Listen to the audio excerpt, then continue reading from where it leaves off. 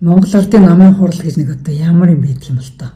Ямар ч сайхан залуу очсон тэгэл яаж игээл туулын хурдны замыг бариулна гэдэг үг хэлүүлдэг юм уу? Эсвэл нөгөө залуу нугасаа гүйж чад хилчдэг юм уу? Дарга нар дарамтлцдаг юм уу? Энэ ард түмэн юу өсөд байгааг яагаад мэддэг юм бэ? Яг ард түмний өсөд байгаа юмны эсрэг юмыг хилжээж нэг хүнийг дарга болгоно гинөө. За тийм дарга хүрээд ирэх юм бол дахиад Нямбатарын араас явна шүү.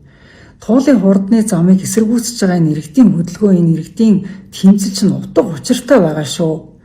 Зүгээр л нэг даргаыг огцруулахын тулд хийсэн тэмцэл биш шүү. Энэ чинь уух устгаа үлдэхийн төлөө хийсэн тэмцэл шүү. Хийж байгаа тэмцэл цаашид ч хийн. Уух ус гэдэг зүйл хэрэгтэй байгаа цагт энийг бол бүгдээрээ л ярина, энэний төлөө бүгдээрээ л зүтгэн. Ийм байдалтай ус төрд орж ирэх юм бол тэр залуугийн ирээдүй бол байхгүй болноо. Тэгэхээр зэрэг тэр залууд зөвлөхөд эсвэл битээ дарга бол ийм юм одоо туулын хурдны зам заавал барина гэдэг бол эсвэл битээ дарга бол эсвэл дарга болох юм бол наад туулын хурдны замаа битээ хий. Ийм л зөвлөгөө байна шүү.